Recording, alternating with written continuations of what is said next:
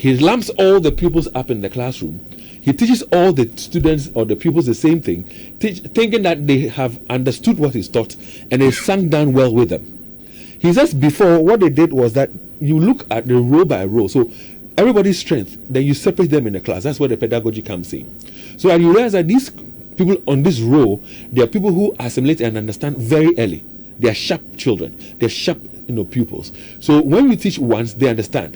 Then you give a bit of more attention to the other group who find it quite challenging or difficult to understand or assimilate. So I give them that attention so they can also, tag along or run along. But unfortunately, we're doing the M block thing right now, where once you're in the class, the teacher teaches, and he thinks that everybody has understood him. The challenge or the problem in there, Leo, is that once the child raises his hand to ask a question like, teacher, maybe I don't understand A, B, C, or D, the teacher sometimes doesn't have the patience to run through the course or the subject again for the child's understanding. He might insult the child and say, but Kofi has understood me. Sarah has understood me. So how come you have not understood me? You were not paying attention. It was not the fact that the child was not paying attention, but the child could not grasp it. So in this day and age, if the child asks a question and the teacher throws the child off, or the child asks a question and the other pupils in the class or students in the class tease him or laugh at him, what happens is that even though you have taught and you have asked, do you all understand me? They will all say, yes, sir, or yes, madam. Meanwhile, they've not understood the teacher. So then what happens is that when they're going to write exams, they find ways and means of copying.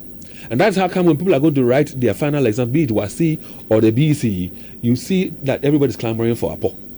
Because they have not been able to assimilate what was taught to them. The next option for them is to seek for a PO, ways and means to help them pass the exam.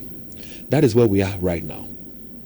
Now, when it happened like that, I spoke to some headmasters, and when they saw the flyer, go onto my WhatsApp, and there's a message there where a headmaster sent to me, and the headmaster was like, David, in my time, things that we were even being taught in the senior high school level that we thought was difficult for us, that is what these young ones in the JHS level are being taught right now. I would want for you to read that message, but if I read that message right now. He says, sets and radicals, sets as in SURDS, and radicals, and then science, periodic table, ionic and covalent bonds. He says these topics are pure chemistry topics which are not even taught at SHS core science, but they are now integrated science in JHS2.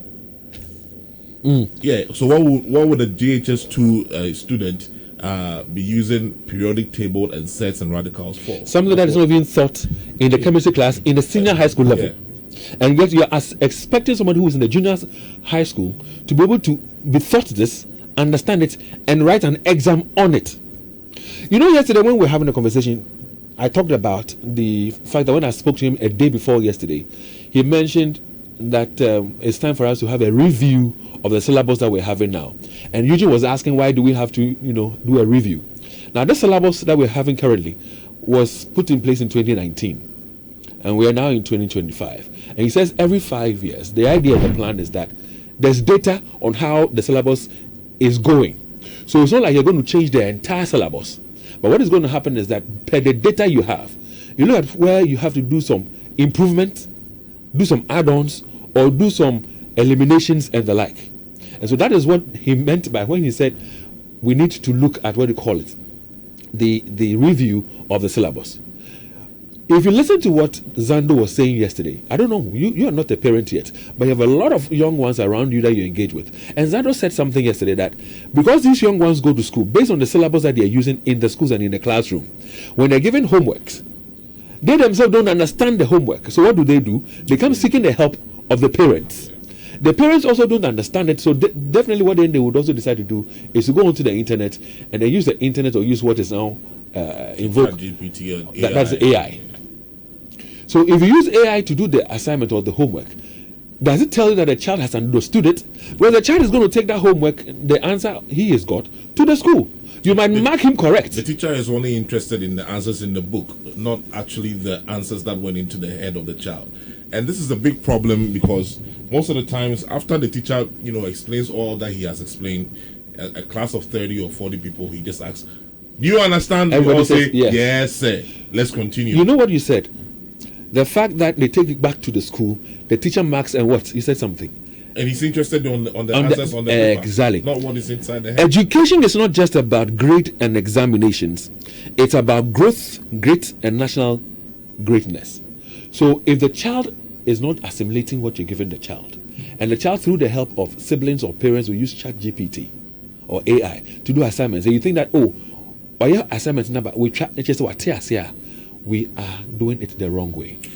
So Dave, these questions, I started asking them when I was in class 6, and I'm happy that in this day and age conversations like this are coming up. I always use one lady as an example. I was with her. She was in my class when I was in Cambridge International, and she used to be the deputy attorney general and the MPP, and I'm talking about Diana Sunamadapa. This girl, when you were in class, one teacher tells you that 1 + 1 is 2. Somehow she will figure out that 2 × 2 is 4.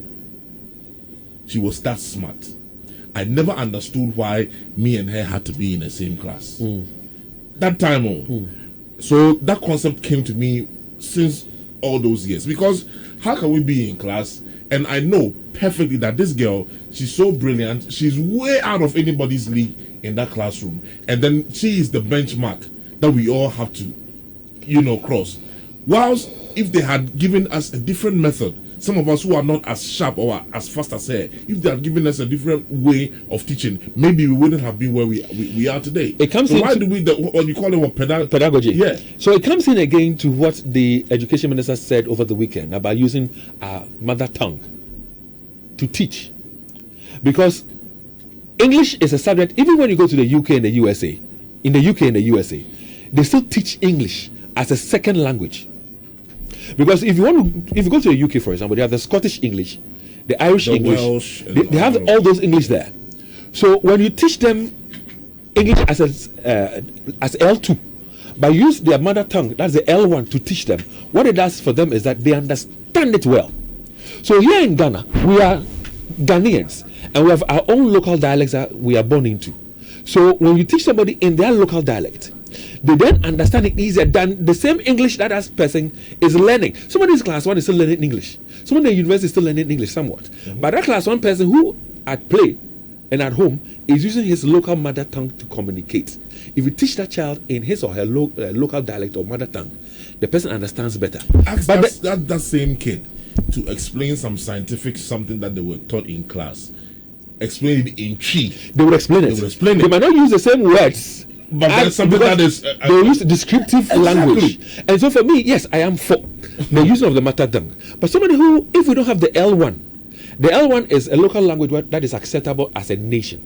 Where across board, if they go to the teacher training colleges, they are learning that language. So that somebody from the Volta region completes what they call it, teacher training, is transferred up north.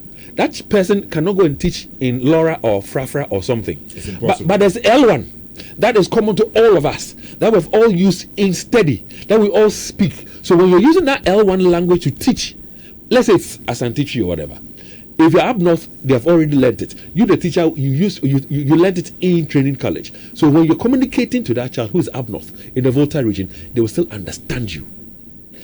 That is what we need to do. But the question is, are we there yet? And so this morning, what we intend to do is to have a town hall conversation, an open forum conversation. Do you have issues with the subjects your children are studying? Do you have issues? 03220-83596, 03220-83597, 03220-83598. Call us now. Yesterday when we opened the phone lines, a lot of you were talking about the language thing.